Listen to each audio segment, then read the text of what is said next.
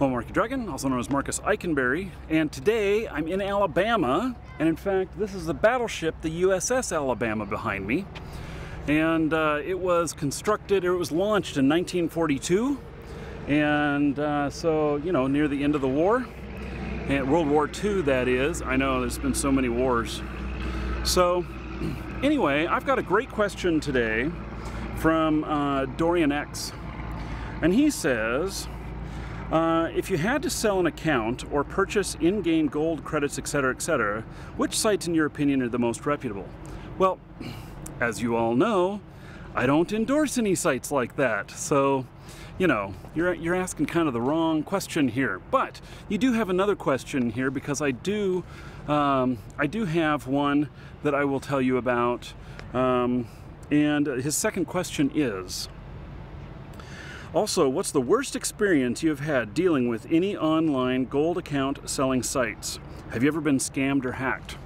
Well, I have, you know, I've never bought stuff from gold selling sites. Back in the day, I did refer people to different places.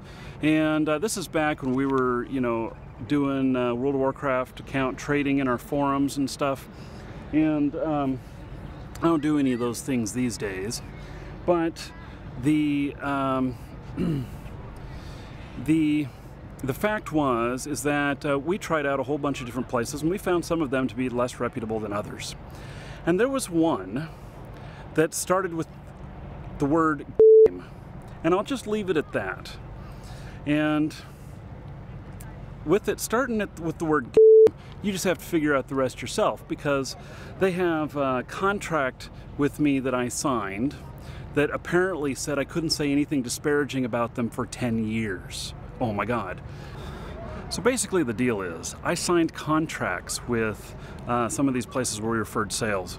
And this particular one where we were referring sales, the contract stipulated that I could not talk negatively about them for 10 years.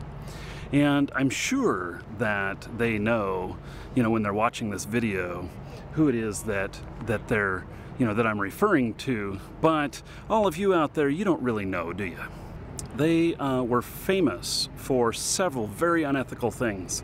They would do things like they would buy accounts from people, and then they would resell them, and then they would later, after they had sold them and it had been, you know, beyond the time where you could do a reversal or file a chargeback or anything like that, they would recall the account back.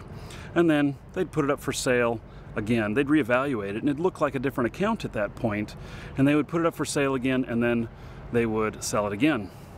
They also did all kinds of other really slimy things, and we didn't stick with them very long, because we actually got a huge number of complaints, and I was really sorry that I ever signed that contract, because I wanted so badly to you know, be everyone's pal and tell you all what was going on.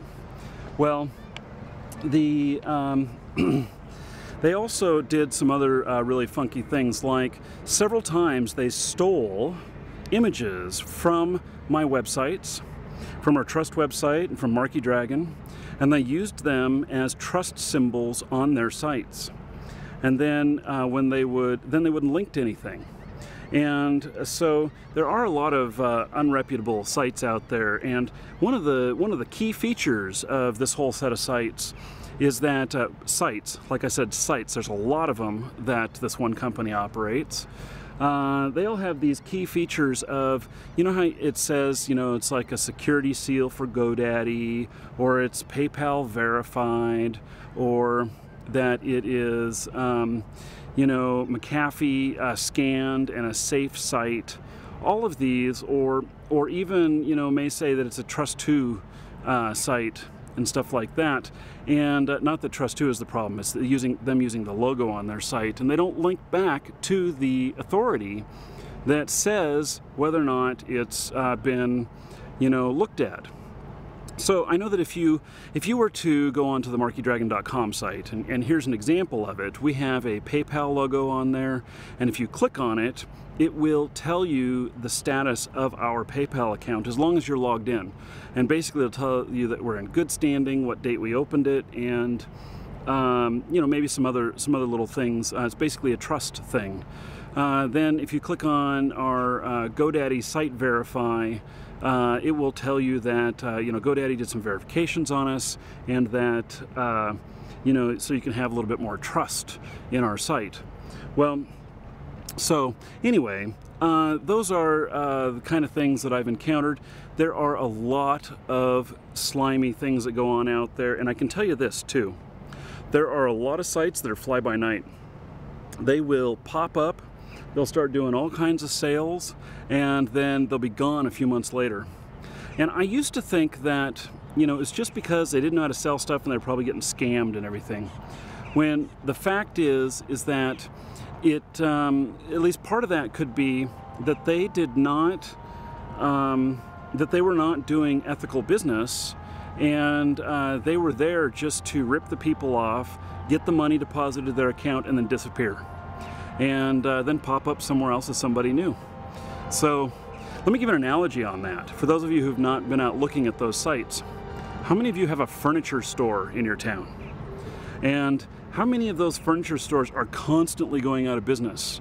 And then they disappear, and only for a month later another furniture store pops up there, and then 6 months later they're going out of business, you know, big inventory blowout and stuff. Cycle repeats over and over and over again. It's almost the same thing.